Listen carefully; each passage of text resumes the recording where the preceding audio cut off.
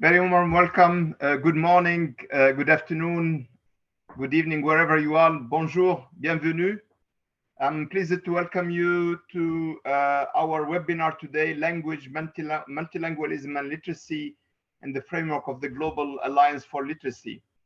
This event is co-hosted by the UNESCO Institute for Lifelong Learning, our colleagues at the headquarters, the section for youth literacy and skills development, and the section for inclusion and gender equality, as well as an important partner, SIL International, who is an associate member of the Global Alliance for Literacy and who has been actively engaged in language and education.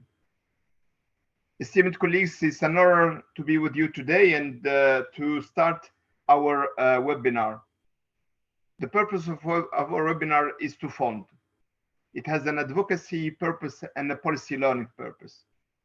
As advocacy, we aim to highlight the significant importance of providing learning opportunities to develop literacy in local or indigenous language for youth and adults.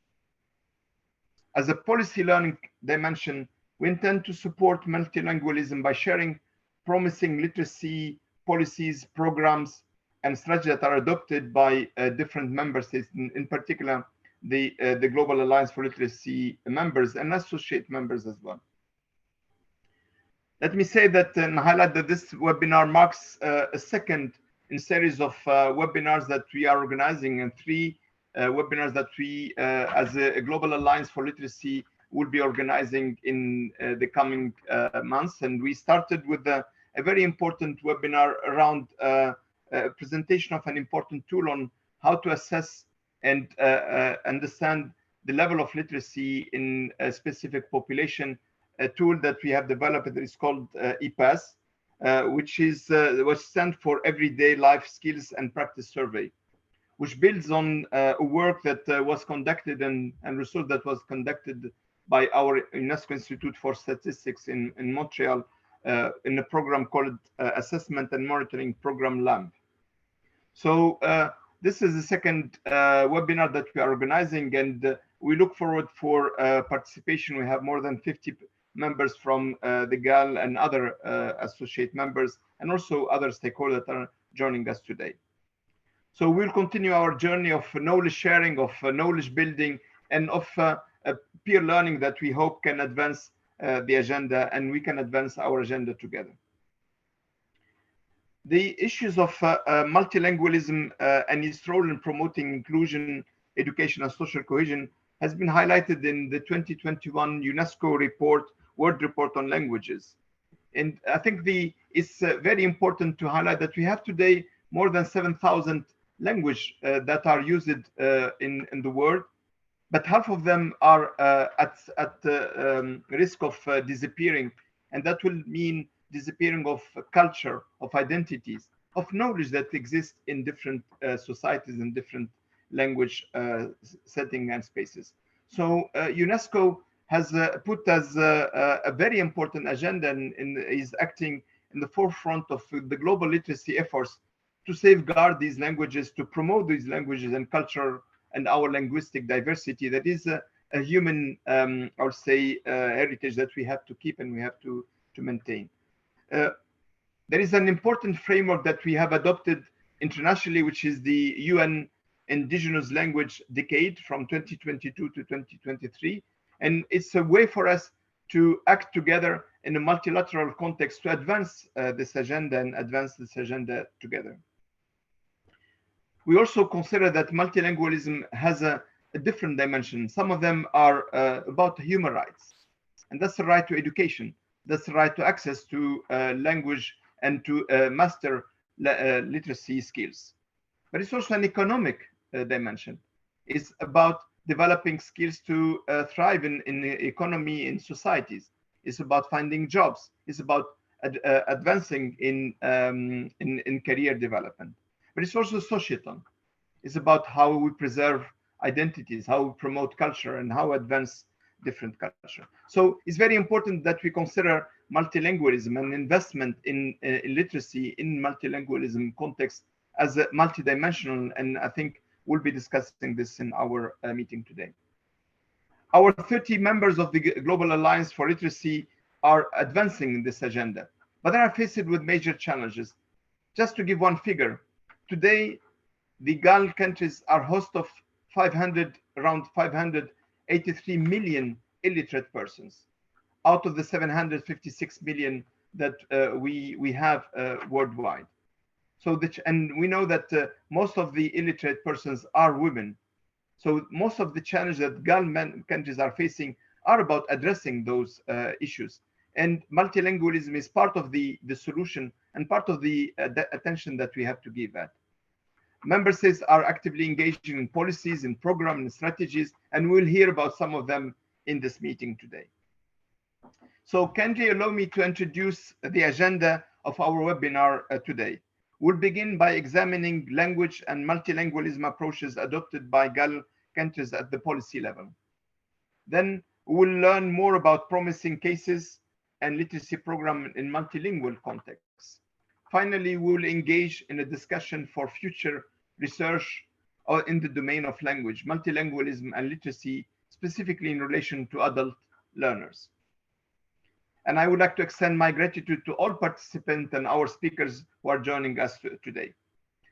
Before closing, I would like to remind you about an important campaign that we have launched almost a week ago, our campaign for I Am a Lifelong Learner. And I would like to call on you to join us in this very important campaign that acts to promote lifelong learning and promote literacy as part of the lifelong learning. It is about showcasing literacy, lifelong learning initiative. It's about speaking about, I would say, humanizing the actions toward lifelong learning by sharing experience, journey, history of individual. So I would like to invite you all to join us, and you will find the information on how to do that in the chat, and my colleagues will putting that hopefully in the chat. So without further ado, let me give the floor to my colleague Rakat, who will take the floor and moderate session one. Rakat, good afternoon, over to you. Thank you so much, Borin, for these opening remarks and highlighting the issue of languages, multilingualism, and literacy when it is specific to the countries of the Global Alliance for Literacy. Good morning, good afternoon, good evening to all of you today. My name is Rahat Joldashalieva, and I am team leader of the program on learning ecosystems. And one of the issues that we are going to discuss today is about the component for quality learning is about language, literacy, and multilingualism. I will be moderating session one. In session one, we will be focusing on the specific issues around policy level in approaching language, multilingualism, and literacy. And with me today, during this session, will be three speakers, and I would like to thank them for their time. And these are GAL country members who are here to share their experiences at the policy level from their countries. Without further ado, I would like to introduce these speakers. If you can switch on your video, it will be good. For the rest of these participants, I would like to request you to switch off your videos so that we can see clearly the speakers of this session. The first speaker would be Mr. Momodou Jeng, Director of the Curriculum Research Evaluation and Development Directorate at the Ministry of Basic and Secondary Education in the Gambia. Mr. Jeng, are you here with us? Could you please turn on your video? I assume he's here. Yeah, thank you very much. Thank you. And then second speaker is Mr. Kirassai. He's the Director General of Non-Formal Education at the Ministry of National Education, Literacy and Promotion of National Languages in Burkina Faso. Monsieur Zio, are you here with us? I assume he's here with us. And the third speaker of this session is Mr. Aminudin Aziz. He's the head of National Agency for Language Development and Cultivation at the Ministry of Education, Culture, Research and Technology in Indonesia. Mr. Aziz, welcome to the session. Thank you, Raga. Thank you so much. So we have all the three speakers on board with us. If they are not, my colleagues will let me know. But without further ado, I'll start the key questions which have been given to the speakers. They will be around the policy level discussions in terms of language, multilingualism, and literacy. And I want to remind to each speaker, you have up to 7 minutes to present your work or to present your slides, and then I will stop you so that we can have enough time at the end for quick question and answers. To the audience, I would like you to use actively our chat box, if it is possible, for your questions, but we'll have a lot of opportunities later to discuss, or probably after the speakers, but please, you can always send us email and we can direct these questions to the speakers as well. Without further ado, may I invite Mr. Momodou Jeng from the Gambia. Please take the floor, and it's up to 7 minutes. Your presentation will be projected by my colleagues here so that everyone actually has all the access to the information to be able to read it. Mr. Jeng, over to you, please. Well, thank you very much, Madam Moderator. I am glad to be part of this virtual and share Gambia's experience in multilingualism, especially at policy level. In the Gambia, we have almost 12 languages, and 5 of them are major languages. Mandinka, 879,000 speakers, Pular, 377 speakers, Olof, 314 speakers, Sarahule, 130,000 speakers, and Jola is 170,000 speakers. Almost every Gambian, we are lucky as a small country, can speak between 2 or 3 of these languages. But then in May, June this year, we conducted a language mapping exercise in the regions, communities, and schools to establish which languages are predominantly used or spoken by children and teachers in each of these regions. We did that mainly because we are now planning to develop a language in education policy, and we needed this information from the language mapping exercise to help us develop this policy and give direction on how we use this language. In the second question, which is looking at how does program in our country have in place to ensure equitable access to education.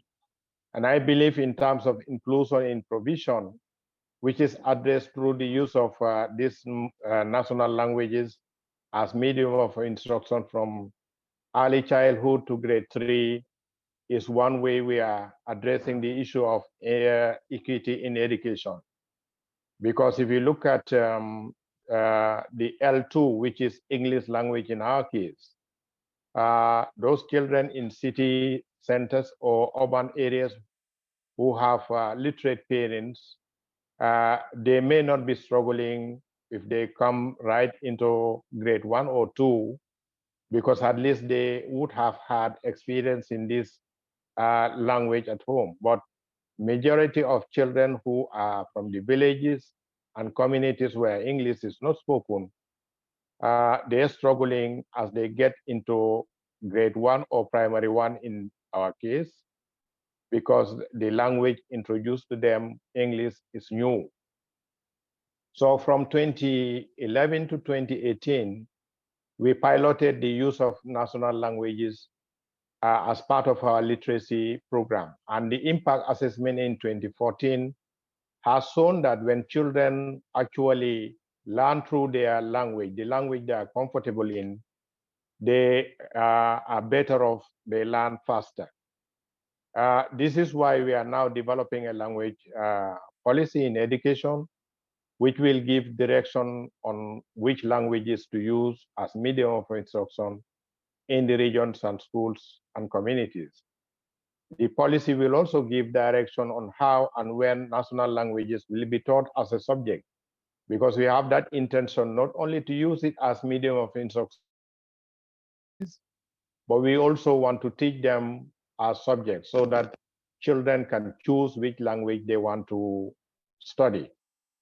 We also have adult literacy rate in the Gambia, which is 50.8, and youth literacy is at 67.2, which means we still have a lot of need as a country to address the literacy gaps of adults and youth. And that is why we are coordinating non-formal adult literacy programs using national languages in these programs.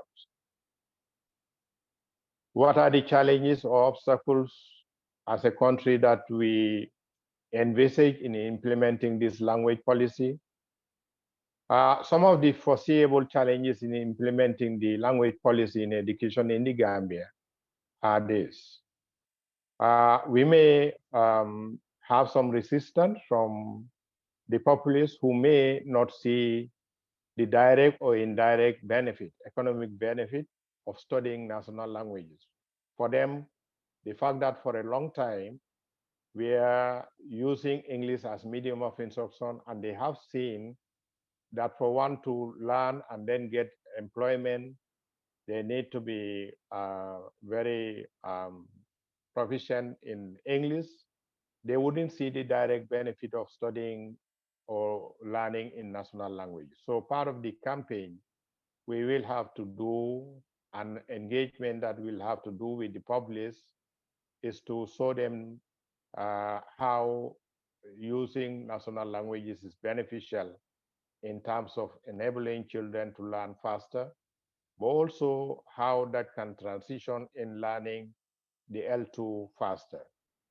All-inclusiveness in terms of language and dialect could also be a problem because, yes, we want to promote these languages, but each of these languages also have some, various dialects. So how do we standardize to ensure that the language we're using, we have agreed on, the standardized dialect for the language? That could be a potential challenge.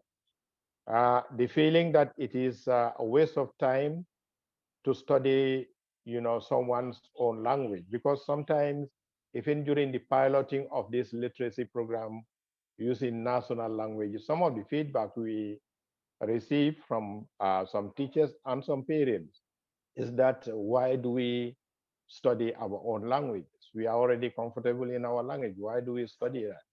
So, of course, we need to engage them to understand that some of these languages are actually going to disappear. They're going to lose a lot of values and cultures if we do not revitalize them and study them.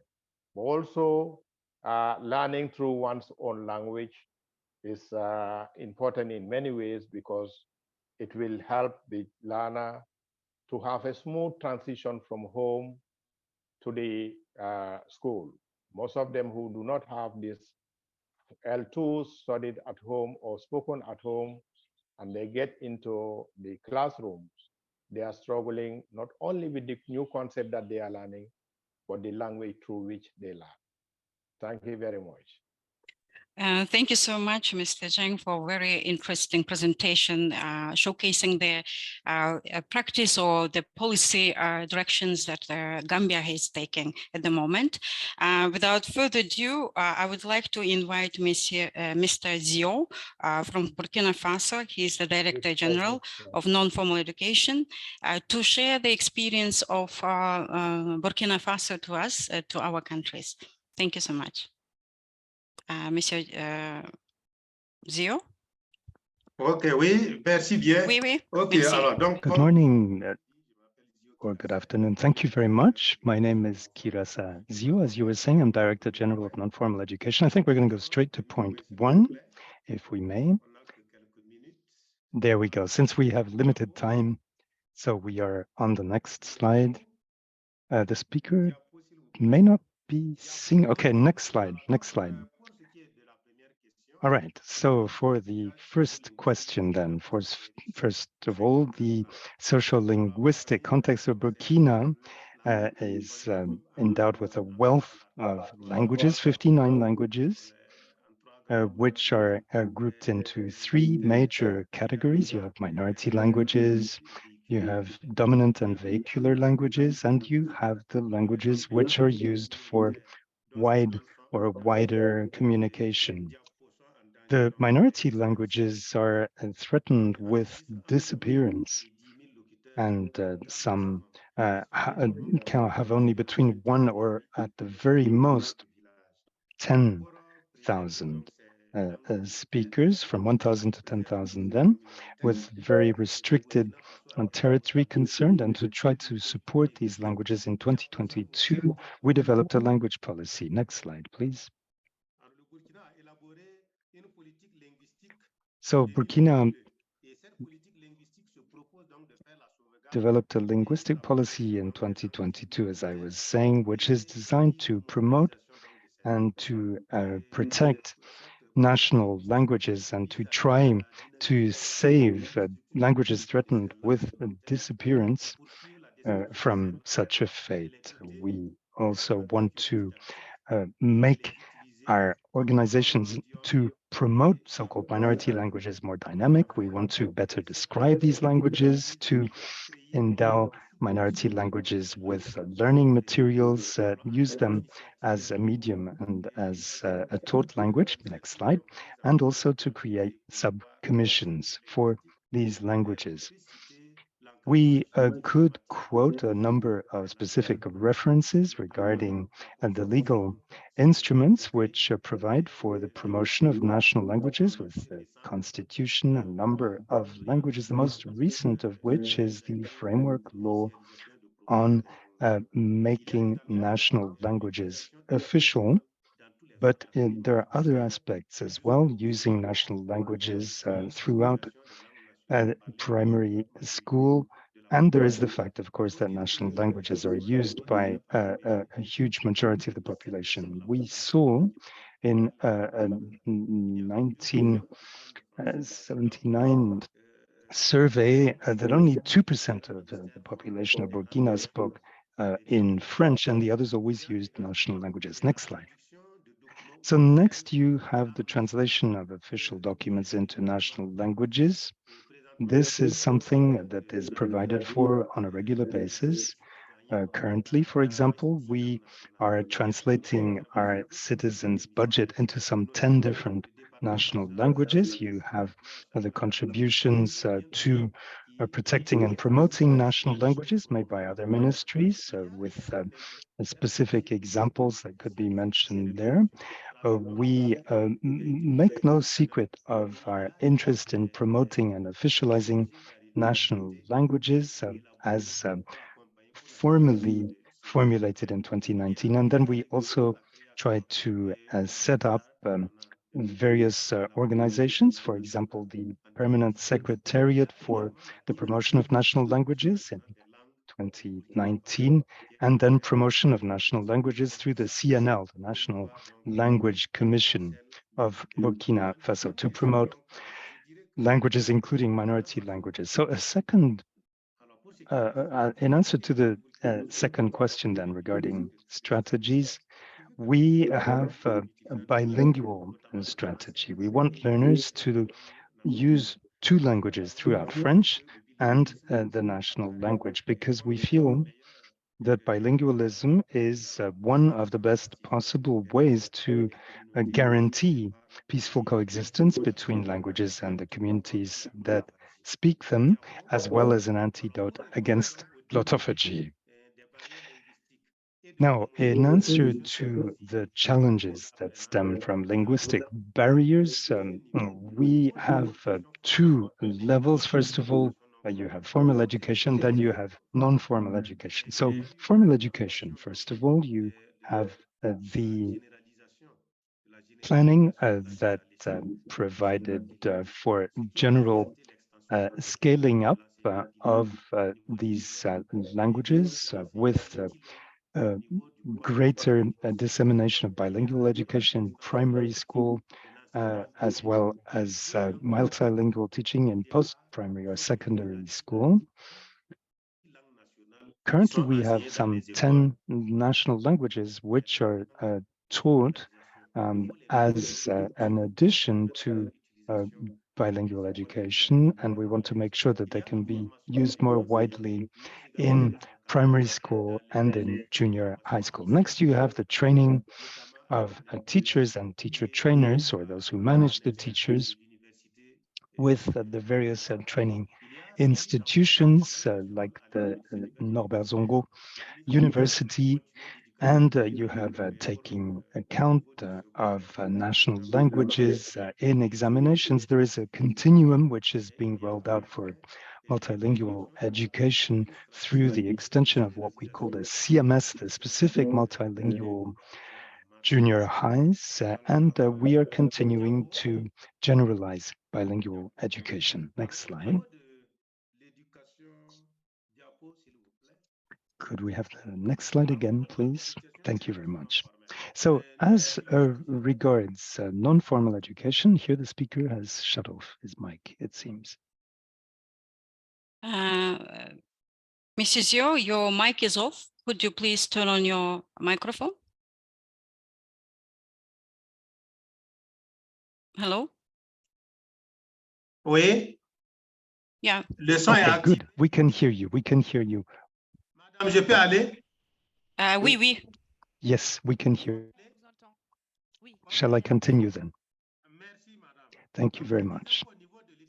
So, as I was saying, when it comes to literacy and non-formal education, 33 national languages are used quite broadly across our literacy centers, and literacy and non-formal education is budgeted for on a yearly basis by the government for these 33 or so national languages. And then, of course, you have the action plan for language policy, which each year sets out the description of new languages and how we can make them operational. For example, 3 languages were concerned last year by these steps. So moving on to challenges and obstacles that we have encountered. First and foremost, you have insecurity. If you have social peace and all areas of the country can be reached, then you have fulfilled a key prior condition for the promotion of national languages. You have other factors as well, the inferiority complex that people have about speaking local languages. You have the profusion of languages, the fact that some of them are not described, the lack of training policies and research in applied social linguistics, and then you have the insufficiently developed literate environment with a poor literate environment, which is ultimately a factor for even more illiteracy and is ultimately a threat for what people have been able to learn and an impediment to ascribing greater value to national languages, as too much depends on external funding, and then you have institutional instability. Often we try, to merge or to have different ministries work together. Next slide, please. The speaker is in a little bit of a hurry to get to the next slide. When it comes to the actions that we are considering or planning, we have the operationalization of languages. We have the promotion of research on local languages, research on working languages in administration and justice, research in schooling languages, as I was mentioning, and the development of the literacy or literate environment, which must enable people to encounter instances of the languages they've learned around them. So key lessons learned. First of all, you have the fact that the action plan for language policy must take account of how each and every national language can be secured, can be provided with security. Next, we have learned about the unfavorable views that often, the prejudice there is against national languages as opposed to French. And then you have people, including intellectuals in many cases, who talk down national languages, and that is an impediment which needs to be mentioned. You have the need to scale up our strategy for bilingual and multilingual learning. This strategy must become ever more operational across different levels of schooling. Next slide. I should also note that as one last thing that we have learned, we must update the list of national languages, because we currently work on the basis of a list that was drawn up more than 20 years ago. Whereas in the law for the protection of national languages, it is noted that there must be administrative decrees listing all of these national languages for Burkina Faso. And that is something that the ministry is currently trying to move forward. Thank you for your attention. I must apologize for the poor quality of this connection because I'm not in Burkina at the moment. Thanks again. Merci beaucoup.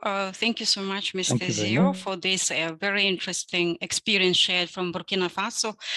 Without further ado, I would like to invite our third speaker of this session, Mr. Aziz. He will be joining us from Indonesia to share the experience of Indonesia on this issue of languages, multilingualism, as well as literacy. Mr. Aziz, the floor is yours. Right. Thank you, Rahat. Can you see Maybe the you can slide? share the slide version of it, because at the moment we can see presentation mode. Yeah. Can you see the? Yes, now. Thank you, Mr. Okay. Aziz. Right. Okay.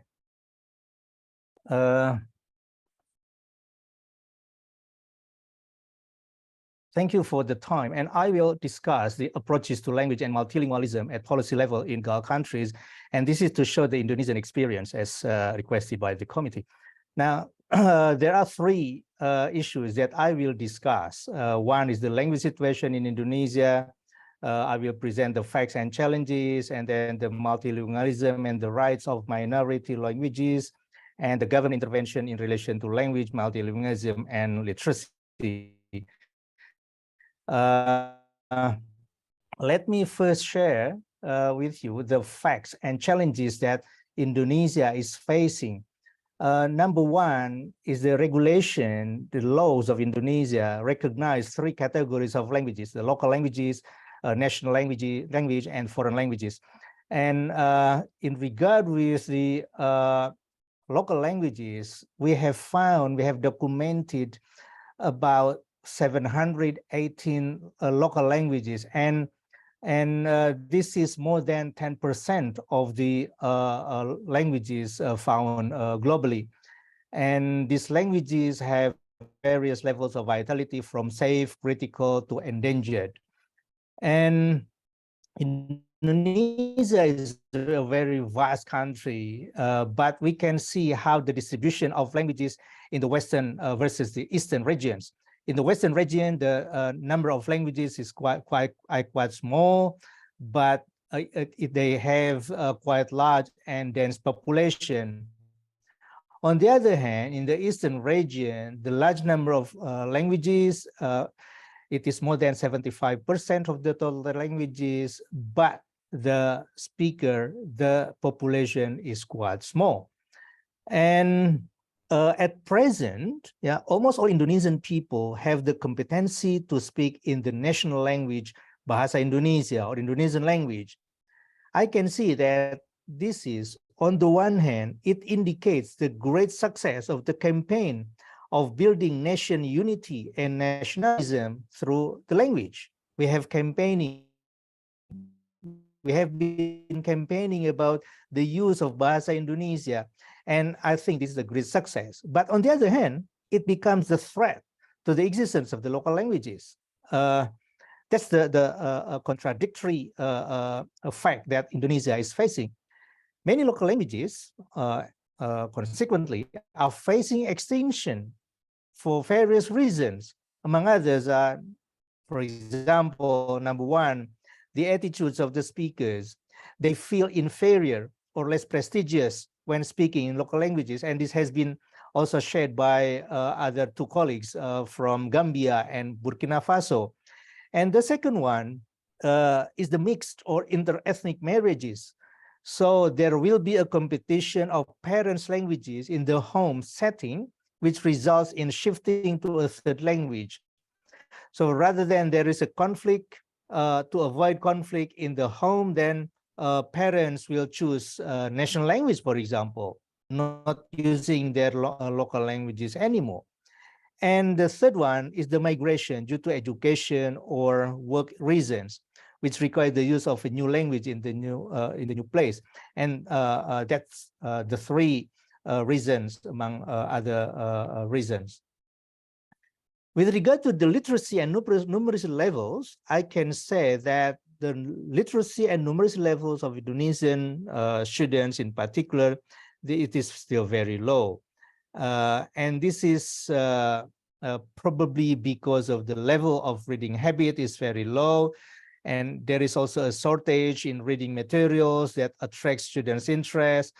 So I would like to underline the reading materials that attract student interest. There are a lot of reading materials, but they are not interesting enough for the students.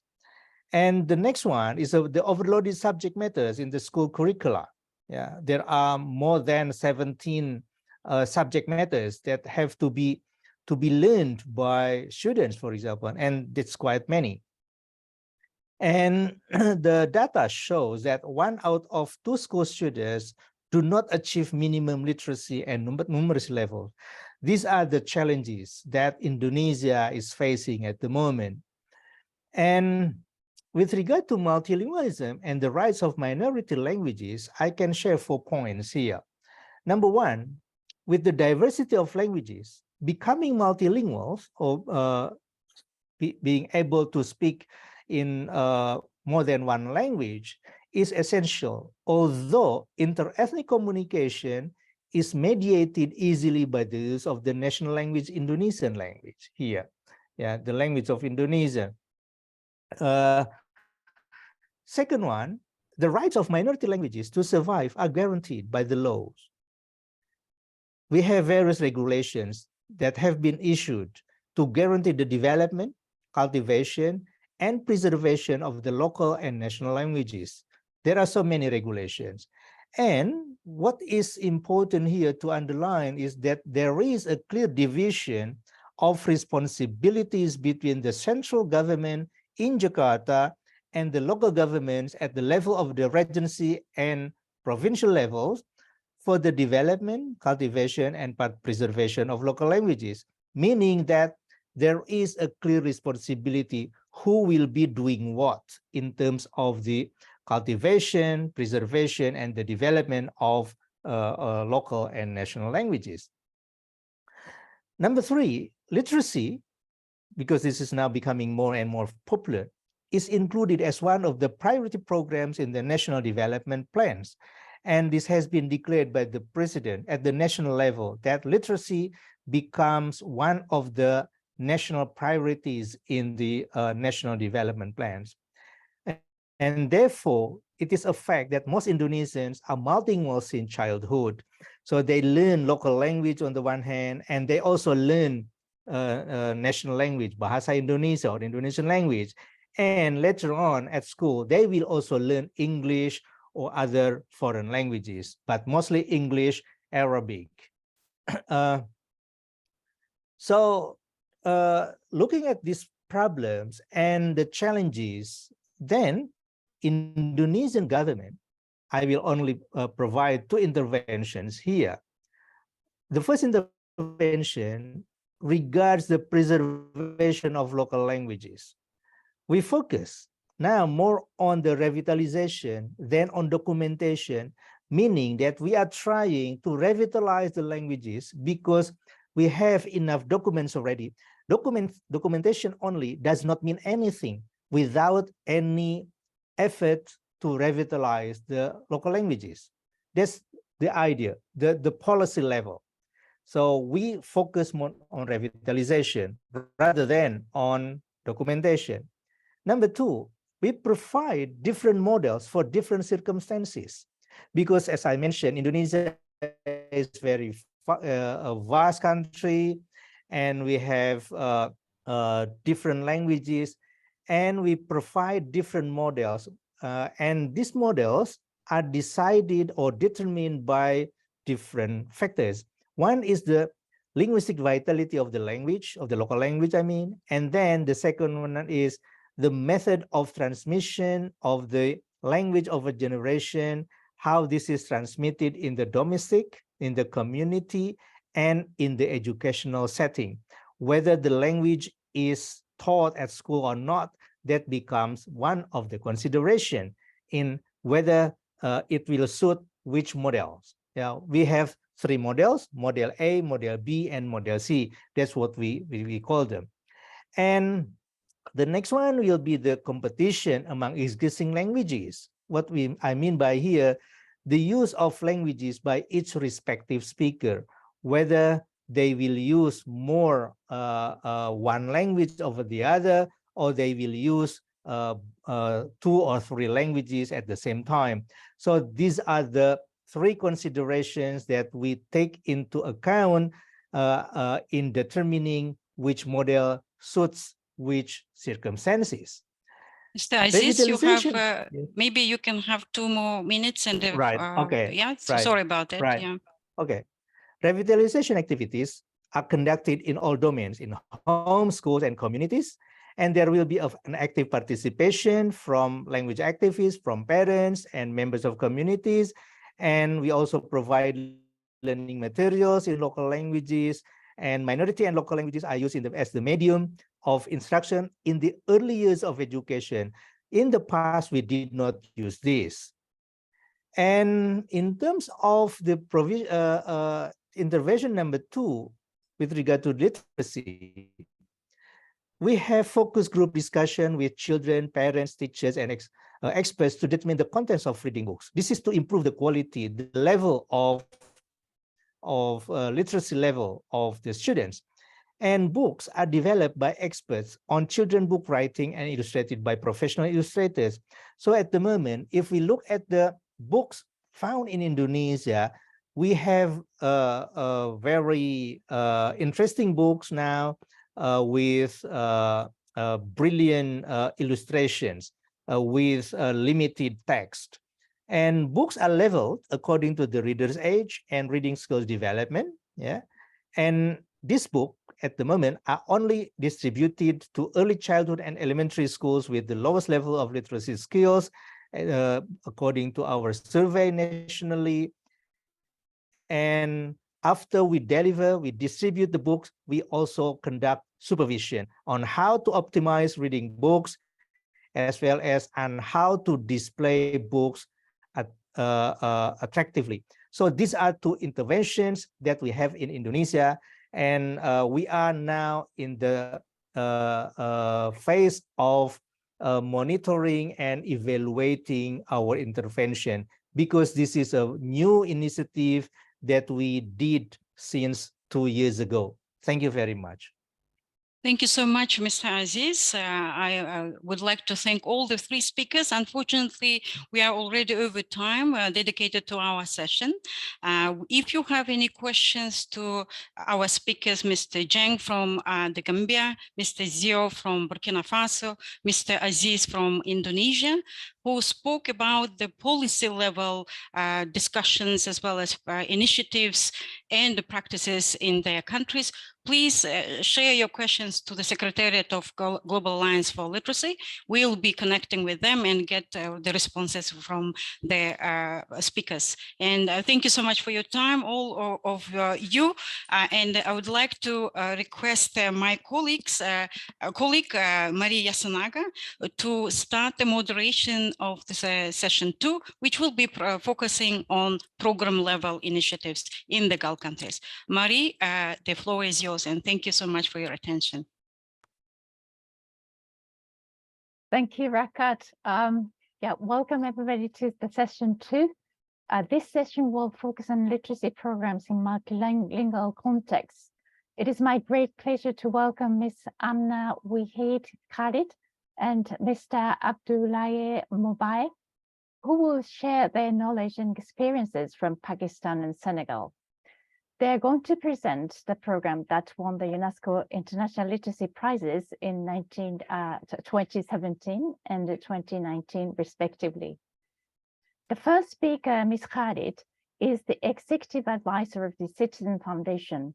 She joined this non-profit organization in 2009 and has expanded its adult literacy program called Aagahi, which now reaches out to over 20,000 girls and women annually. She has also contributed to other projects related to clean drinking water provision, vocational training, and income generation. The second speaker, Mr. Mvaye, is the head of the training service and innovation programs at the CDFITEX, the development and textile fiber company in Senegal, and coordinates technical and professional training of his literacy program. He's an engineer, an agriculture skills trainer, and also the specialist in rural development and education technology. As Rakat mentioned, if you have any questions to the speakers or comments, please do share. Feel free to send the comments also to the Girl Secretariat, but also post them in the chat space during the session. So now let me invite Ms. Khalid and Mvaye to present the program. Each of you have 5 minutes for your presentation. So Ms. Khalid, the floor is yours. Thank you very much. Let me just share my screen.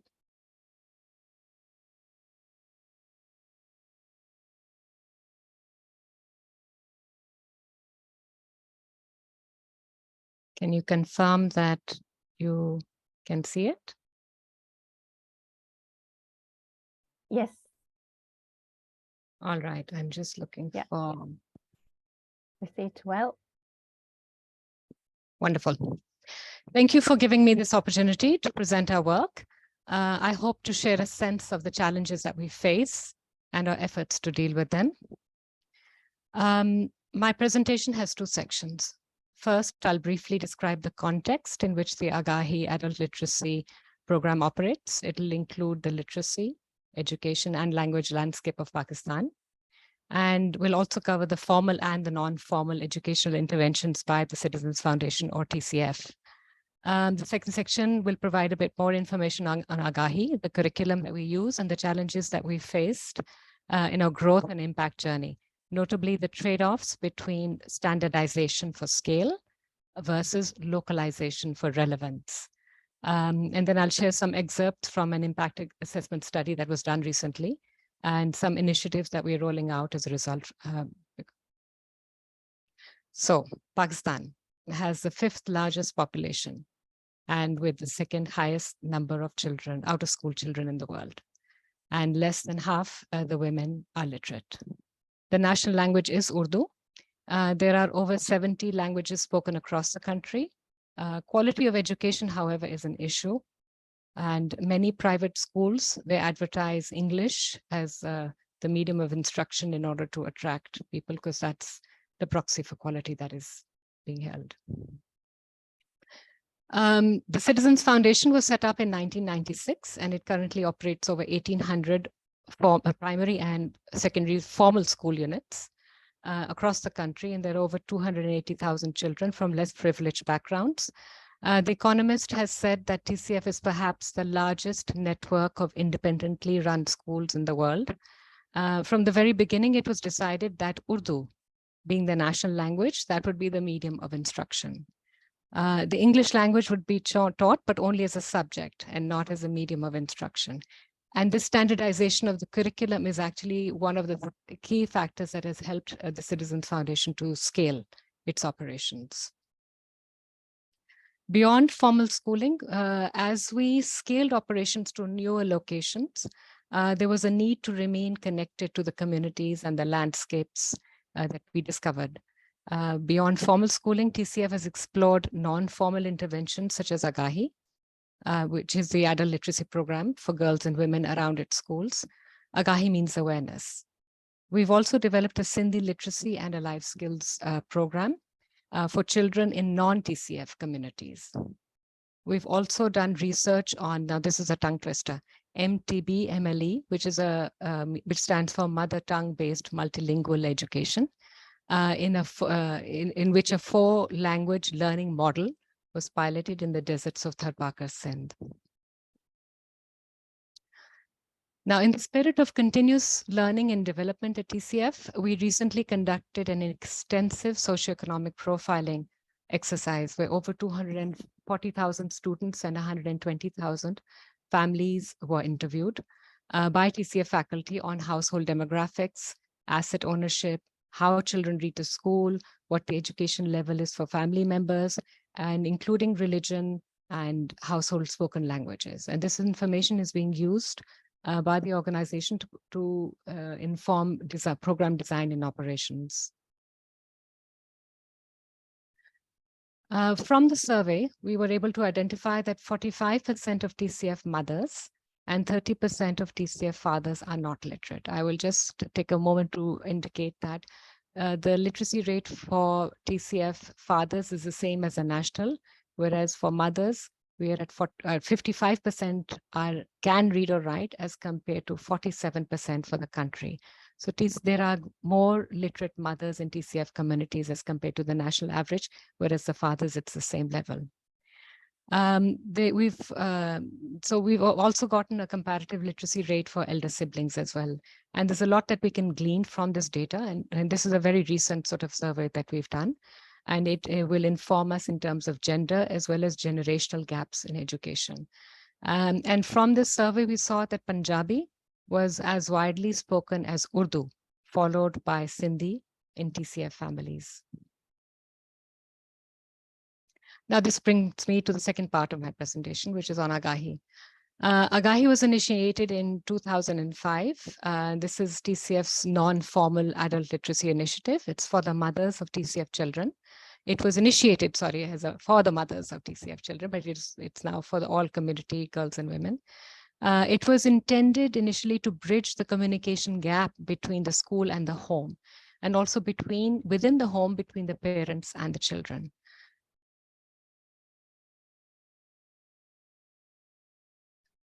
Literate women are more likely to send their children to school. So literate women are more likely to send their children to school, especially their daughters, and to be more supportive and engaged in the learning process and to provide support for community mobilization. So educating mothers specifically has been a key factor for building trust with the community, which helps with enrollment and retention of girls in school. The Aagahi curriculum was developed by a local technical partner. And the teaching methodology is phonetics-based. And it uses the IIPR methodology, which means to introduce, identify, practice, and review. It's the most frequently used letters are taught first, so that within the first month, learners can learn to read simple 2- and 4-letter words. The curriculum is designed for about 180 hours, following which the learners can read and write in Urdu. They can do basic math operations and get a better understanding of health and hygiene concepts. And also given basic financial literacy. Aagahi's objective is functional literacy, so that individuals can navigate their daily lives with greater awareness, which is, say, reading food and medicine labels, road signs, signboards, making lists for purchases, and for recording expenses. So, as mentioned earlier, Aagahi grew as the TCF network grew. There were 2 key developments that happened. One was that TCF partnered with the Punjab provincial government to manage a sizable number of its schools, and that increased our footprint. Another thing was that Aagahi classes, they shifted out of the schools and into the community premises because the empty classroom space at the schools filled up, which leads us to the impact challenge. Because as we grew and we scaled outreach to new communities, we came across a diversity of local languages, culture, and even age groups for the learners. The language challenge became, how do we remain relevant to our objective of functional literacy and awareness? If the curriculum is in Urdu, but the household languages are not. So I'll read an excerpt from the impact assessment study that was done by the Society for Advancement of Education. This was done in 2020. The teachers realized that Urdu is not the first language of the majority, and developing Urdu language skills for someone above 30 years is relatively more difficult compared to the young learners who are generally quicker at learning Urdu. So when we reflect back, we saw that we were trying to manage this in two ways. Number one, along the way, we'd made revisions to the curriculum by including content that was relevant to girls and women from low-income communities. The language remained Urdu, but we included health and hygiene concepts. We even introduced English alphabets because learners were interested in English. And we added financial literacy, as women are great savers. And we used references of everyday household objects and situations. We focused on what was common across the beneficiaries. So the content was tailored. Then the second thing that we did was in terms of communication and using the local language as a bridge. I'll read some excerpts from the study again. That Urdu is a medium of instruction in the Aagahi program across the regions. However, the local language is also used mostly during the initial stage and in some centers throughout the course to communicate and facilitate the learner's understanding and classroom interaction. The program encourages Urdu as a medium of instruction without discouraging the use of the local language. There are still some challenges that remain, which we are still working on, and we would like to learn from the experiences of other participants. The study identified that while Aagahi facilitates fluency of Urdu reading, but comprehension of what is read remains a challenge, especially if there is limited opportunity to practice literacy skills and when the mother tongue is significantly different from Urdu. Further, the challenge of multilingualism increases more for, or different languages increases more for writing skills than for reading. Numeracy skills are the easiest to manage, as actually English digits are used and there are only 10 digits to learn. So how are we considering to deal with this challenge? We are planning in two ways. Earlier this year, we piloted a Sindhi literacy class. At 16 locations for over 200 women. We use the same methodology as for the Urdu curriculum, which is that we used phonetics-based and we focused on the most frequently used letters and IIPR, which is the introduce, identify, practice, and review. So that methodology is the same, and we were just applying the same methodology to another major language. The second initiative that we are considering for later this year is to set up community libraries to encourage the graduates, Aagahi graduates, to read and to practice their literacy skills. I'd like to thank you for your time and attention. Thank you. Thank you so much, Ms. Khalid. Now, let me invite Mr. Mbaye to present your project. Monsieur Mbaye?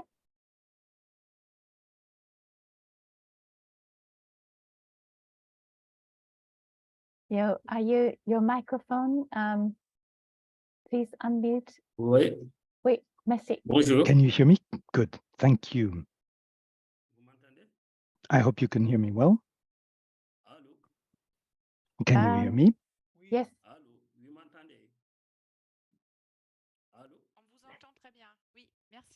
We can hear you very well, thank you. Perfect. So I'm going to be telling you about the experience that we have had in literacy and vocational training within our entity. So next slide. We at the FITEX are an agro-industrial company with a presence in agriculture and rural development. We sign contracts with the producers who provide us with their cotton crop. And then we work with the raw material and sell it to outside buyers. So we have a presence across 7 of the 14 regions of Senegal. And our purpose is to provide producer organizations with new skills and to provide training using national languages, as well as the village technical reference points or contacts points who come from grassroots organization. The objective then being to make the producers more professional and to set up an original and effective system for passing on agricultural innovations for rural development. So just a few key dates over time. We first began to work in literacy classes in 1982 with the contribution of various NGOs and also of the state of Senegal. And this enabled us gradually to come up with a new approach ever since 2014. Essentially, we start with literacy training, which is then followed by vocational or professional training. Next slide.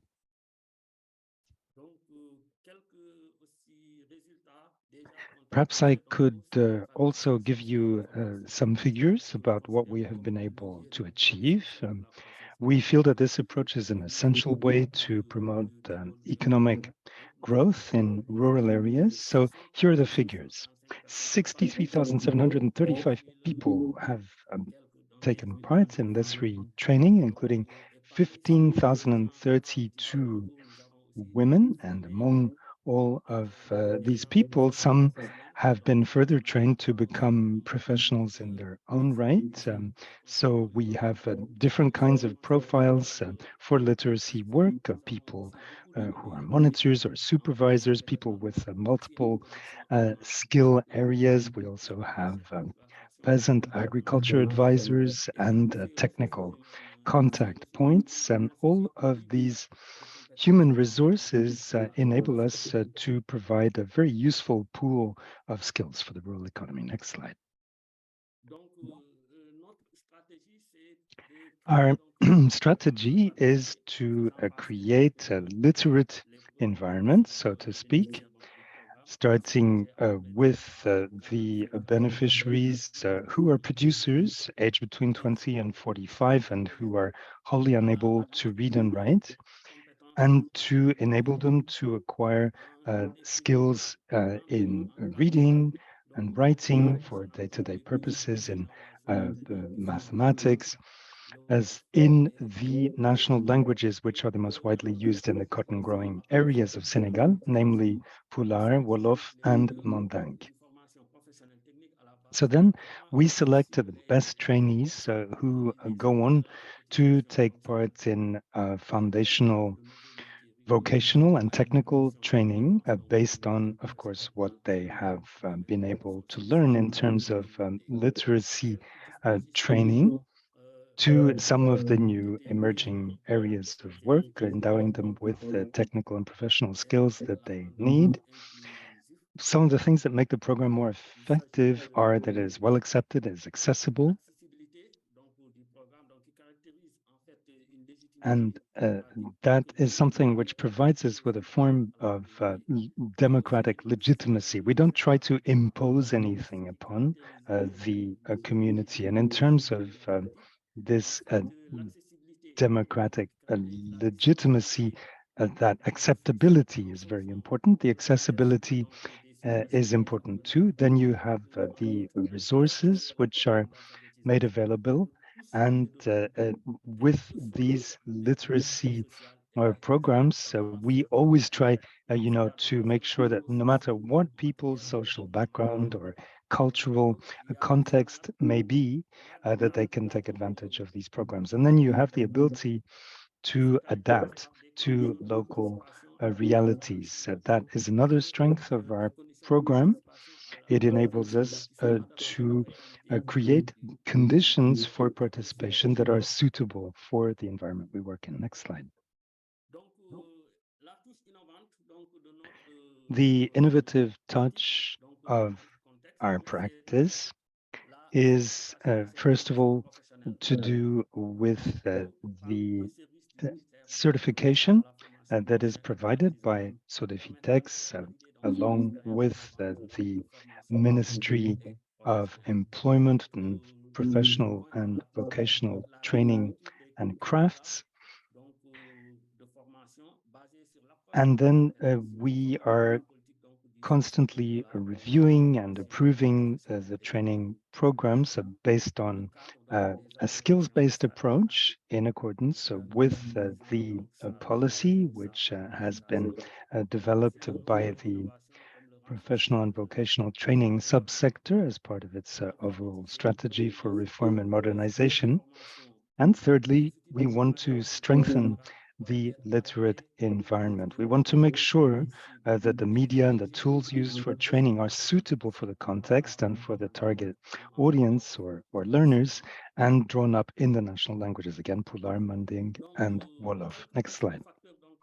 Some of the key factors for successful partnerships, of course, you have the synergies between the different stakeholders, namely the state with its technical institutions and services, the various institutions in charge of literacy, civil society, the private sector, the community, the communities, the companies that take part, and other technical and financial partners. Among other factors, you have the experience and the very thorough approach of our partners, often private sector partners, and their ability to take part in effective oversight. And then you have resource mobilization and mobilization of capacities. We would never be able to do this with just one sector or party. So you can see all the different parties here. If we move around the chart, you have the National Federation of Promoters in orange, then moving clockwise, you have the literacy services of the state, vocational training services. You have various institutions like the IIPE, which has offices in Dakar. You have the so-called Bamtare services, which are also involved in the program. Next slide.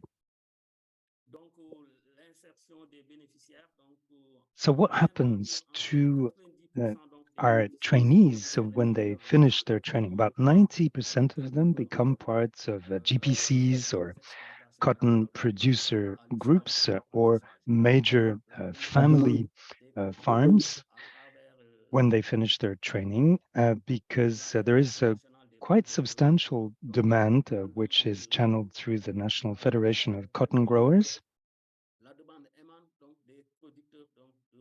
And it is this federation, the FNPC, then, which is very much seeking for qualified people. It only takes about 2 months on average between when people finish the training and when they get their first job. We are able to track the social inclusion, workplace inclusion of our graduates, and they have all kinds of different job profiles. They may be in charge of specific crops or specific operations, and to make sure that they become parts of cotton grower groups or GCs. Next slide. Mr. Baye, if possible, could you conclude in 2 minutes, please? Sorry about this, really, but thank you. No. Absolutely not. No problem. I'll do that. Thank you. So just briefly then, a few opportunities and effects that we are able to provide or take advantage of. First of all, we have an original network of well-trained human resources. We have the relevance and effectiveness of our model, changes in behavior with the new skills acquired, and marked improvements in the growers' living conditions thanks to their enhanced employability. Next slide. So If we look at this new approach to vocational training, ultimately it is very much focused on lifelong learning, placing particular emphasis on ongoing training for adults, which connects with people's immediate environment and with the needs of the moment. The themes that we focus on have to do with the dominant forms of activity and with, agriculture, family life, and day-to-day life in a rural setting, which makes it easy for grassroots communities to take this on board. And it's also an important factor to provide for meeting the needs identified. Last slide, we can see here then some of the constraints that we have to contend with. First of all, it's very difficult to scale up such an approach, and it would be possible if we were able to pool more resources between different literacy programs with support from ministries, NGOs, and agencies. There has not been state support since 2009. It is an ongoing program, but funding ultimately is dependent upon the level of agricultural production every year and our company's resources, since we don't have any outside funding. And finally, we do not have any partnerships with technical and financial partners, which would be very effective in developing these learning environments through national languages. Thank you for your attention. Thank you very much. Merci beaucoup, Monsieur Mouaye. It was really sort of, sorry that we have a time constraints, and I think your presentation really deserved for the full day workshop, but unfortunately we cannot sort of continue. So really sorry to ask you to shorten your presentation, but thank you so much. And it was really great to have you both, and also we learned a lot. And I think also interesting to hear about the constant sort of efforts to improve the program from research and data collection analysis, and then also the contextualization of the program. So now the last session is the focusing on the research. So I'm calling the Nolo, my colleague, to take the floor to moderate the next session. So merci beaucoup encore, and thank you so much. C'est bon, vous me voyez, vous m'entendez? Can everyone hear me and see me? Nora, Says Nora. oui. Absolutely, says Rakat. Well, I'll be speaking French to provide for linguistic diversity then. And welcome to this third session. We're going to be talking about research perspectives on language, multilingualism, and literacy. It's going to be a pleasure to welcome three speakers, Ms. Rämä-Ory, Kathleen, Heugh, and also Barbara Trudell. Let me very briefly introduce them because we're a little bit pressed for time, and I am sorry about that. You will find their detailed biography in the chat. So let me start with Ms. Rämä-Ory, our first speaker as part of this session. She is a research scientist in integrative neuroscience and cognition at the INCC, which specializes in such research here in France, and also at the Paris Cité University, also here in Paris. But of course, I stand to be corrected by Ms. Ory if any of this is inaccurate. Her research is focused in particular on the underlying mechanisms that govern early language learning for the newborn, whether it's multi or monolingual newborn. And then Kathleen Heugh is a professor of language education and multilingualism at the University of South Australia. She is a specialist of the educational multilingual policies and practices in Africa and Asia Pacific region. And finally, Barbara Trudell is a senior literacy and education consultant. She is also a specialist of all matters that have to do with multilingualism and literacy. She has worked and lived in Africa and Peru. She's also worked for us at UNESCO, but for UNICEF as well, the World Bank and the GIZ, amongst many other partners that she has worked for.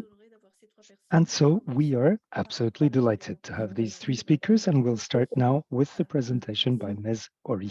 You have the floor. Thank you very much. Thank you very much for the presentation, and good afternoon from Helsinki. So I'm working in Paris, but I'm currently in Helsinki. So I'm going to present recent research on the role of early language acquisition and early linguistic environments in the development of literacy. And early years of life are known to be critically important for the brain and language development. And language competence is a single best predictor for later language, mathematics, reading, and social skills. So I claim here that the foundations of literacy actually are established already during the first years of life. And this claim is based on the recent research in developmental neuroscience.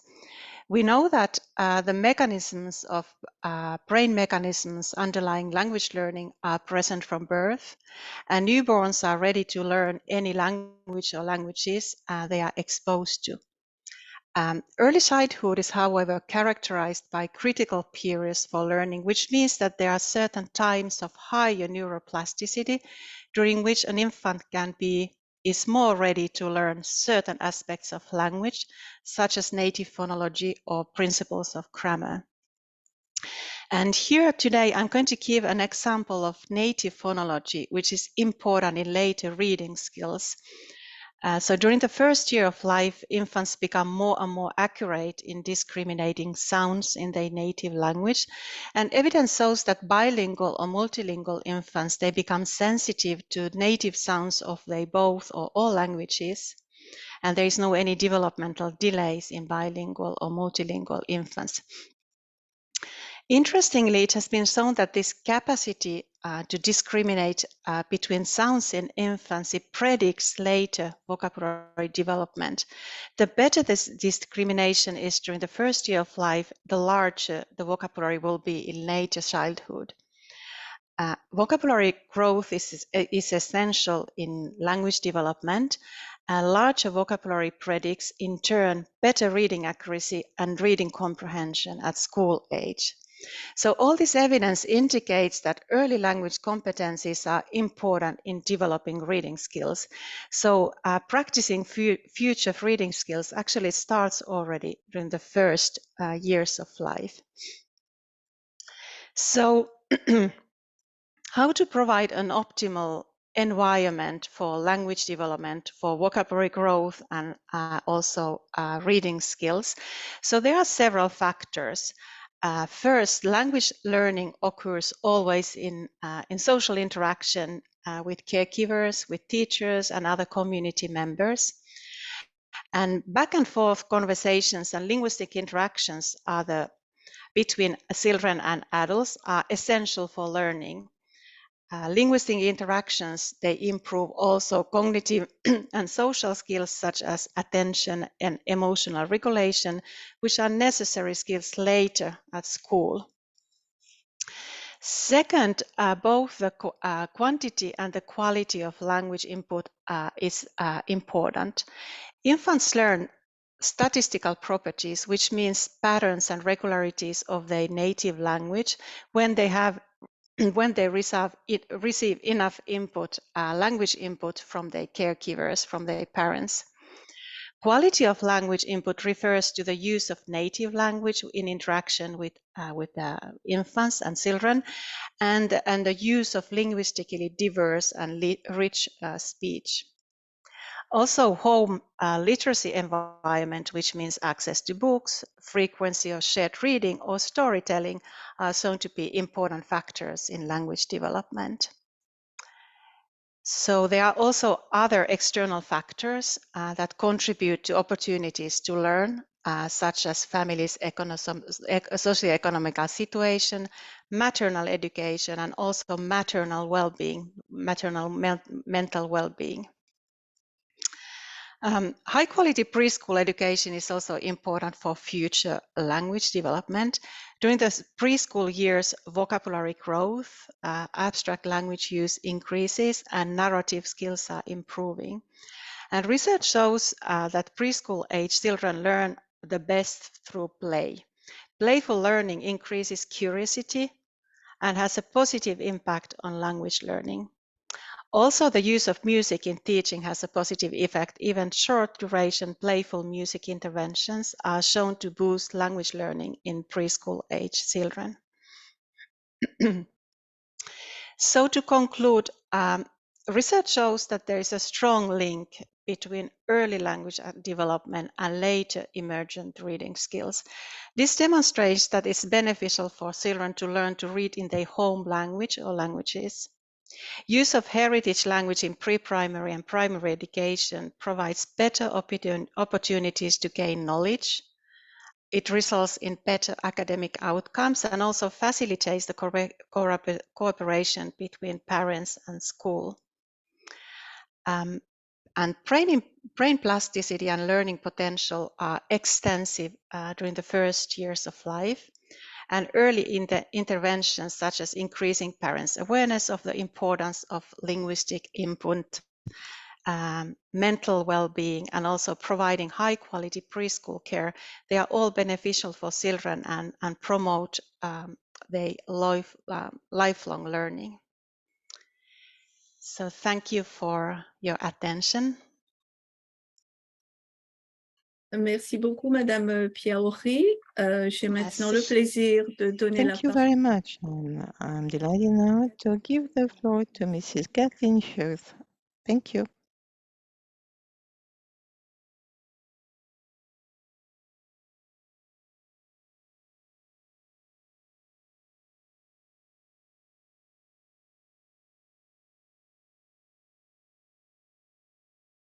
Excusez-moi, on vous entend pas, Madame Kathleen Heugh. We can't hear you.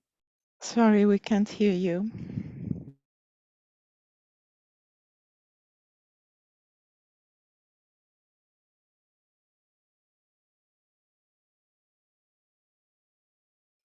Kathleen, we can't hear you. Sorry. There must be a technical problem, I guess. We do not hear you.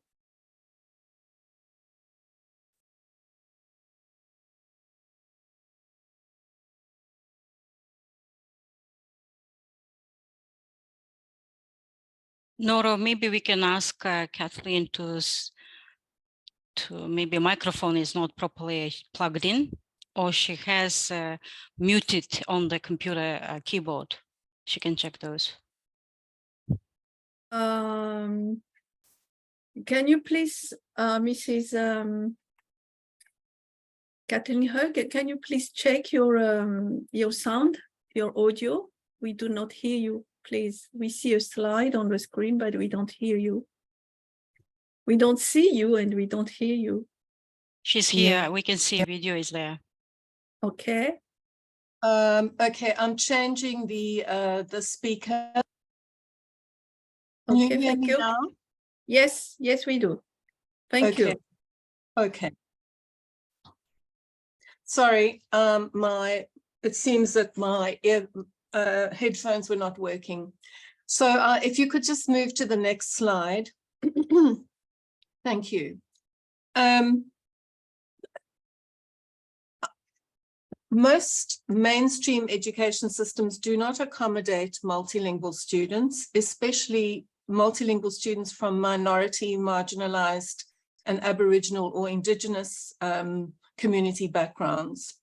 So I'm going to be responding to questions that relate to the connections between language literacy and multilingualism from perspectives that are important to Aboriginal and Indigenous communities who live in remote settings, but that also have relevance for many marginalized communities of the world. I draw attention to the need to recognize that Northern-oriented perspectives of literacy do not yet take into account what literacy looks like or feels like for many multilingual people. From these perspectives, I draw attention to 6 key considerations for policymakers. The first one is that it's really important to ensure careful collaboration with communities, and that would be guided by communities about what kind of education is important to communities and for which purposes. It's also important to understand that for many communities, they don't see literacy or language or multilingualism or education as separated from a holistic, integrated set of relationships that are important for communities and for the well-being of communities. So it's really important to understand the nature of how communities care for one another within a community, meaning their attention to communities in the past, in the present, and the future. It's also really important to understand how the relationship between communities and their land or the place where they live has great significance, even including things like the role of water, water holes, rivers, trees, and the living and non-living beings. These are deeply connected to how these communities very often understand knowledge and how they generate knowledge, how they pass knowledge on from one generation to another. And of course, in all of these languages and multilingualism that moves from the exact community where people live and the multilingualism that they use as they travel in mobile lives from one place to the next. So those are the first two considerations, understanding and being guided by communities. And the third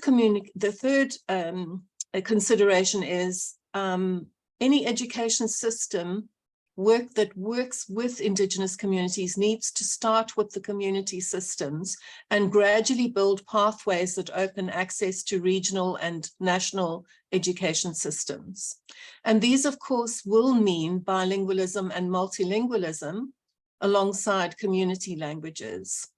So introducing scripts and in bilingual or multilingual ways through storylines and song lines would be the first step.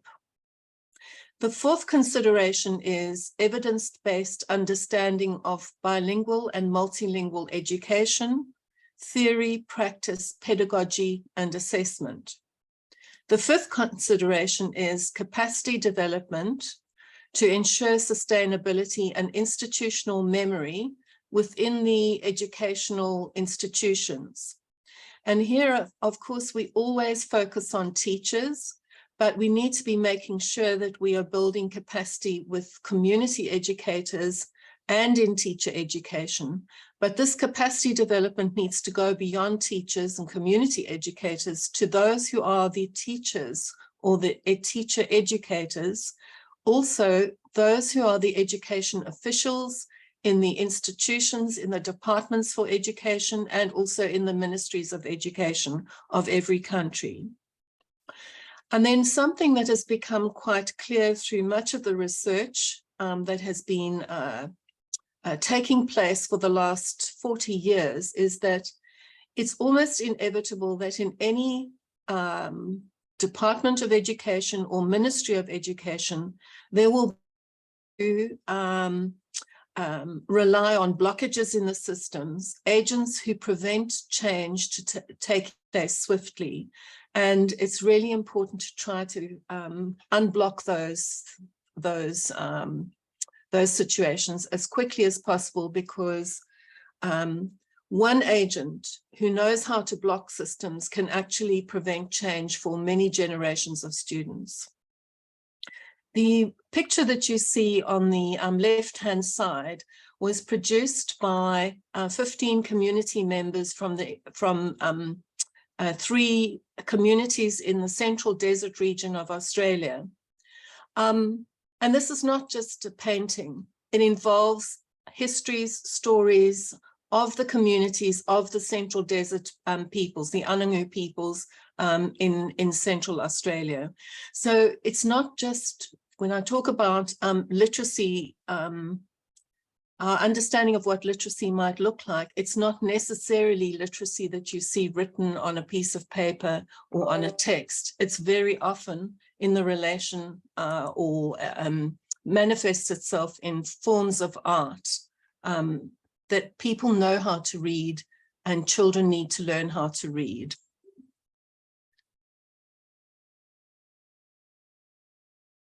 Could you change to the next slide, please?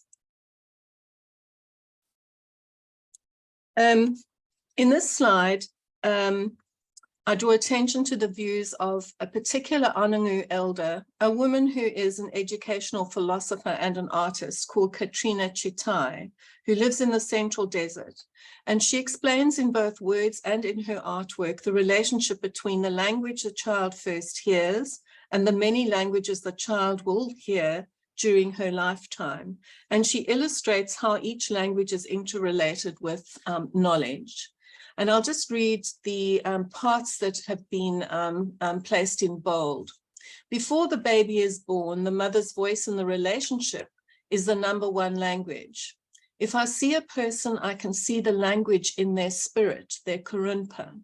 Language is talking, singing, story wire, painting, hunting, inma, which is dance, and dancing, storytelling. It is all connected. It's all connected. It's chungu. When I see something like a tree, my kurumpa hears its language. The relationship's already there, and many languages make us rich and proud. So the relationship between languages and identity is really important. If you could go to the next slide, please. It is not only in the central desert regions of Australia or in other remote areas that people very often record their histories and their knowledge and their literacy in art form. This is an image of people who are co-constructing history for an artwork piece, a very large mural in a museum in Bhopal in India. In which understanding and knowledge is being co-produced and also co-revealed. This canvas shows how ideas, knowledge, and experience, including of literacy of Southern peoples, comes from very deep foundations of belief, knowledge, and ways of being. There are very close associations and connections with particular places and their ecologies. And you see in this painting, if you can see, look very quickly, that there are living and non-living beings as well as place illustrated in this text, which is an artistic text and one that requires the knowledge of how to read in a very different way from the way that we expect children to read in regular mainstream schooling systems. If you could move to the next slide, please.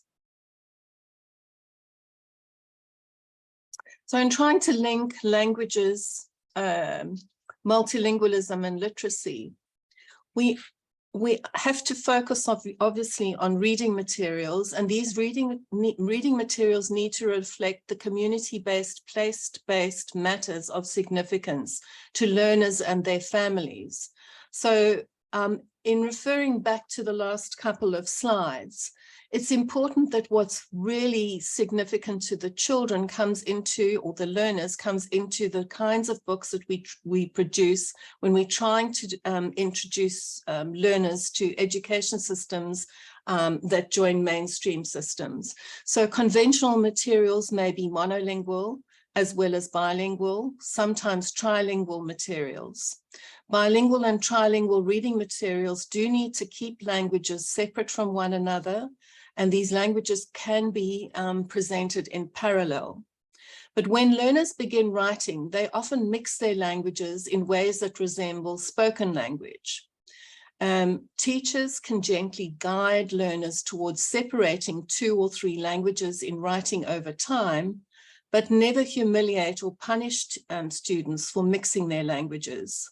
Students may benefit from expanded community-relevant literacy practices that include art, dance, music, and performance.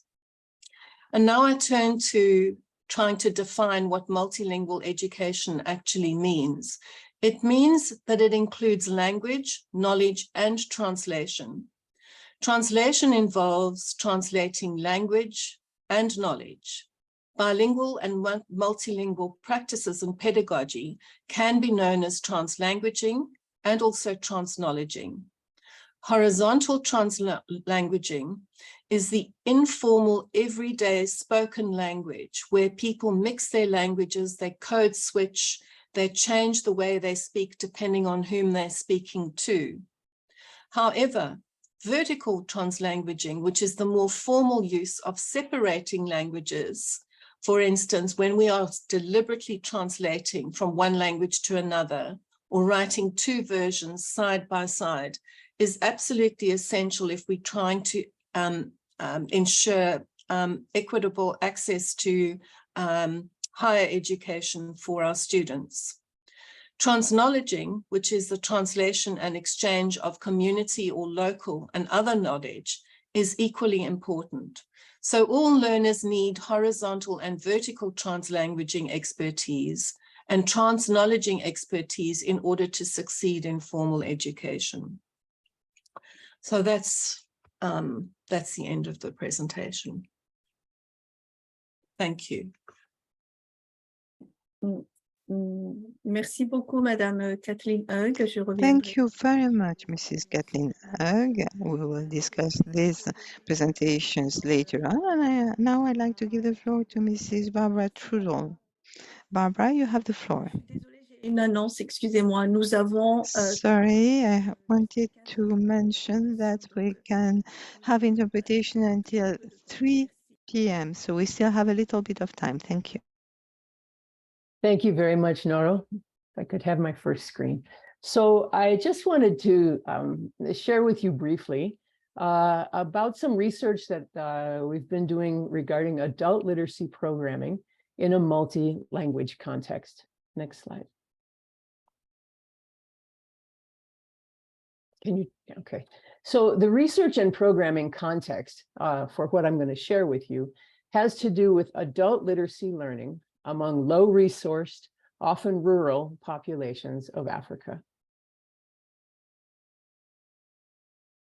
Next slide. And in these contexts, multi-language refers to speakers of local languages who use those languages daily, but who are confronted with informational needs that are only available in international languages. Next slide. And the data sources for what I'm going to share with you are two, including a 2019 research study on the impact of adult literacy programming in local languages 20 years after those programs took place. And those were in Ghana, Ethiopia, Cameroon, Kenya, and Burkina Faso. Next slide. And the second data source is a development-oriented literacy program that is currently running in 5 language communities located in Kenya, Tanzania, Malawi, and Namibia. And this program is called Literacy for Women in Africa. Next slide. So the findings, just briefly, that I would share with you today are two. One of those is that written information that comes into the community or comes into the family from outside the community comes in outside languages, so to speak. So development information, new ideas about living well, and religious materials. Next slide. Written information that is generated by the community is written in the community's own language. So letters, ledgers, stories, even as you see in the picture, notes that a lady wrote to herself on the palm of her own hand. So when people want to express themselves in writing, they use their own language. Next slide. So what you see is that for a population that is literate in their own language, fluency in international languages facilitates the flow of written information into their communities and into their lives, and that is important. However, the outside language, the international language, cannot replace the community's own language, even in written form. And this is why literacy skills in the home language remain central to adult learning, including in multilingual environments. And at the same time, oral fluency in international languages or the outside languages is central in order to gain written fluency in those same languages. We know that you cannot read and understand a language that you don't speak. And so oral fluency in the international languages, along with literacy skills in the home language, is what we find is making a difference for these people. Next slide. And then briefly to share with you some of the outcomes that we have seen of adult literacy programming in local languages. Next slide. We're seeing an impact on locally appropriate business skills. For example, this Ghanaian lady who says, I'm a farmer. I'm able to write down the dates of when I sowed my millet or my crops, knowing that this year, by this time, if I sow, I'll get enough rain to have a good harvest. Next slide. Or this Kenyan lady who said, before I went to literacy class, I could buy and sell things, and I would find myself with a heap of money. And I thought I had a lot of money. But since I learned how to read and write, I can count and see, I bought this much, did I get a profit or a loss? We're seeing an impact on practical changes in everyday life as well. This gentleman from Ghana who shared with us, in our community, we have embraced the literacy program. And now people take hygiene very seriously in our communities. They keep their environment clean. They're also able to note times when to sow their crops. And also they're able to mobilize themselves to have access to loans. We're seeing an impact on self-confidence also, and this is one of the less, maybe less concrete, but still very evident impacts of literacy skills. And this lady from Cameroon who said, if you are not literate, you cannot associate among people. Now I am free, I can stand, I can address people. Next slide. And then we see an impact on lifelong learning as well. This gentleman from Ethiopia who told us adults 40 and 50 years old that would never have hope of learning to read now have experienced it for themselves, and they can pass it on to their children. So we are seeing these kinds of impacts of adult literacy programming in the languages of the communities. Next slide. So in conclusion, and again, I'm being very brief because I know we don't have lots of time, but we see that even in rural areas, African communities are encountering languages other than their home language. And we also see that a multi-language literacy environment is important for successful learning and for well-being. Home language literacy skills have a central role in facilitating learning and development in other languages, as well as in the home language. And that is what we are finding about the importance of literacy in a multilingual environment, not leaving behind, not forgetting, not setting aside the importance of literacy skills in the language of the community, the home language. I think that's my last slide.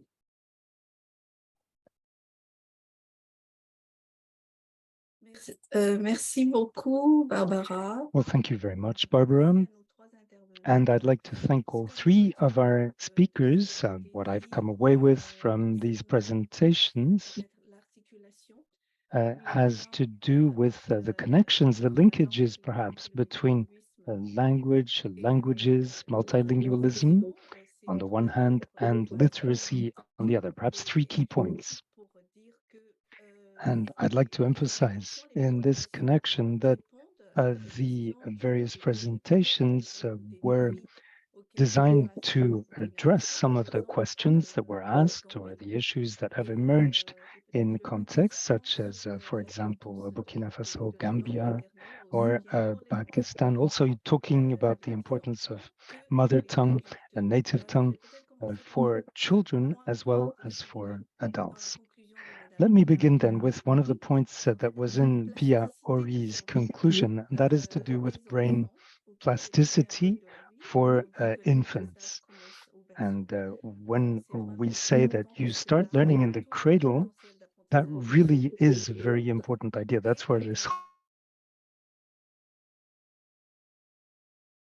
it's very important to intervene early on to talk with the parents and also to provide quality early childhood care, and to emphasize the fact that multilingualism at very early stages is actually an asset rather than an inconvenience, which people often feel in countries around the world. It's good for the development of the child, for the development of their own language, of other languages, and for their general well-being.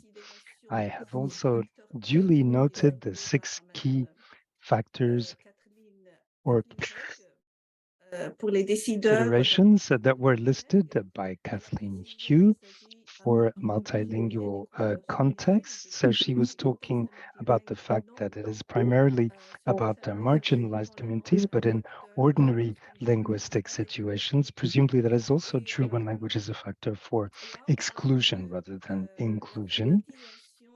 And we can see then that literacy work is perceived in different ways in southern countries and in northern countries, if I can put it that way. She was making the connection between different forms of expression that have to do with language itself being just one of the modalities of expression. She was explaining in the role of painting, how things are connected. And above all, what I will take away from that is the importance of working collaboratively with the communities, involving them, achieving a sense of collaboration for learning languages, but also for passing on knowledge and understanding all the things that are relevant for the community in terms of education, and also that have to do with their language and multilingualism needs.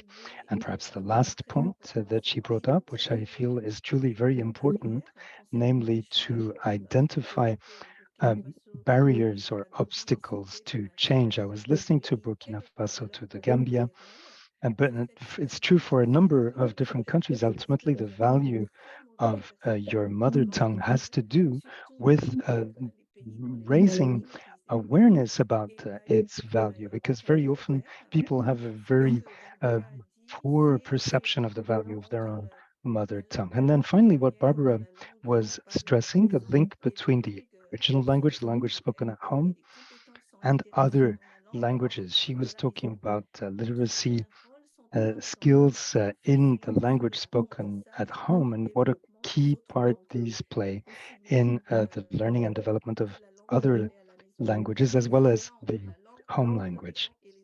So the connection then between the language spoken at home and other languages. So thank you so much, Rakat. I'm sorry if I was a little long here, but again, I'd like to thank our 3 speakers. It is very important to bring up these insights from research into language, multilingualism, and literacy. Thank you.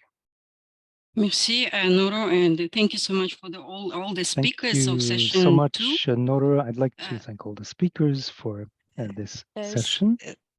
Session 2 and 3, I would like to summarize very quickly about the entire webinar today. I'm sorry we have gone past the time.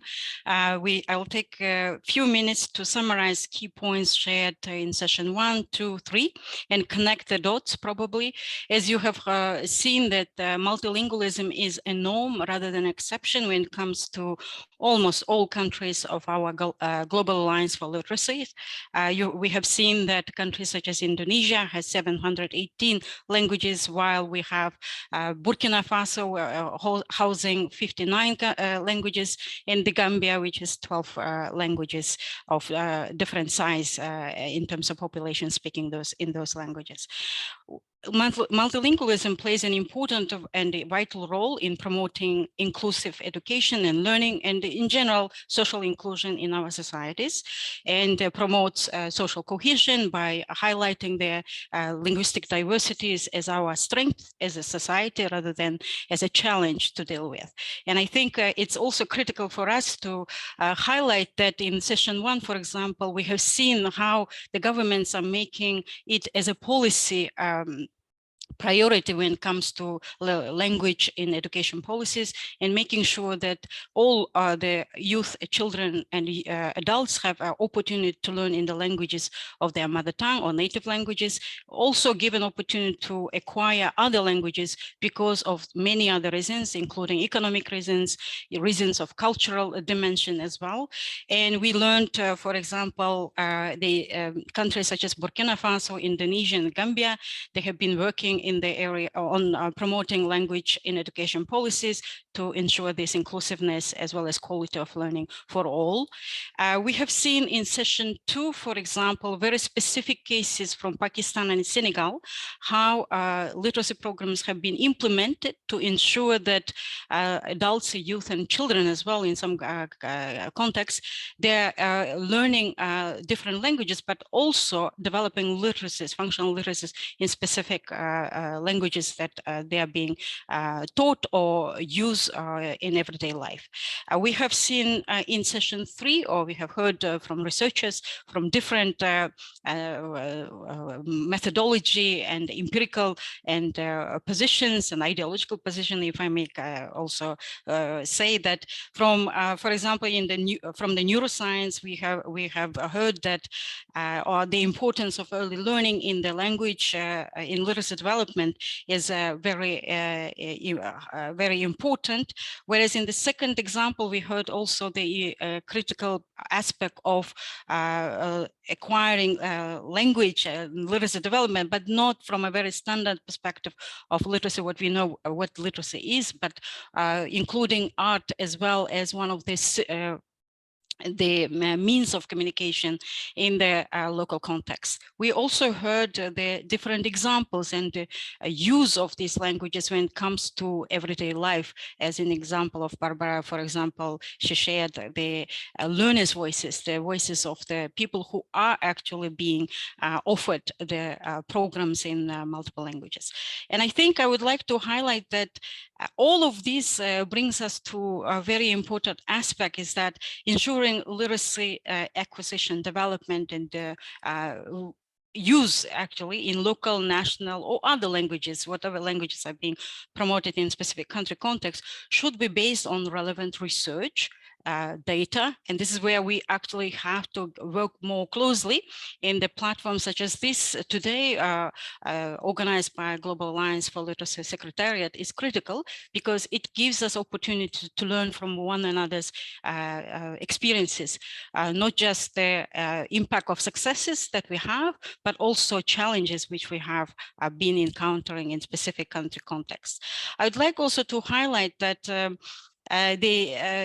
models and the approach to languages as well as multilingualism and the literacy development are very diverse. They have very different kind of results and as well as impact. And that's where we have the need for monitoring and evaluation of different kind of programs, and as well as understanding the financial component of such approach as well, because we have to also understand costs of introducing certain type of models, as we know that we need different types of learning materials, we need different kind of capacities for facilitators or teachers who will be teaching these learners in the different languages, as we discussed in the webinar. I would like to thank all the speakers of today's webinar for sharing your experience as well as initiatives from your countries, from your programs, from your research. And I would like to remind all of our participants today that this was the second webinar focused on specifically on languages, multilingualism, and literacy in the Global Alliance for Literacy countries. I would like to also highlight that the next webinar, webinar number 3, will be focused on digital technologies for literacy learning, instruction, and provision. And we are planning to organize this third webinar in December, early December, so we have an opportunity to discuss a little bit more about what kind of technologies can be are there for us to actually learn from, and what kind of examples that the policy, practice, as well as research are available for us to learn more from, to improve the policy as well as practice in our countries. I would like also to highlight that as the earlier was shared by the director, Borin Jakrun, that we have launched a campaign, I am a lifelong learner, and we would like to invite all of you to participate and promote lifelong learning across our communities, countries, as well as across the world. Please join us in the campaign. My colleagues have shared already the link to that. Yeah, thank you so much. And unfortunately, we don't have any time for the questions and answer. I really apologize for that. I can see several hands up. And we have interpreters only until 3 o'clock, 3 minutes only left. I'm really sorry. If you have any questions, please send it to us, to the GAL email address of GAL Secretariat. We'll be happy to respond. And if you have any further questions concerning the topics that you would like the Secretariat to organize, so that it's useful for the countries that are part of the Alliance, please let us know. We'll be happy to work with you closely and to connect with the relevant expertise from our partners and other organizations that we work with. Thank you so much, and have a good day, evening, and morning to all of you. And thank you so much for all the colleagues from the Secretariat. And I would like to thank interpreters for doing a wonderful job in making sure that the conversation happened in 2 languages at least. We couldn't do it in multiple languages as well. Thank you, and bye. Au revoir.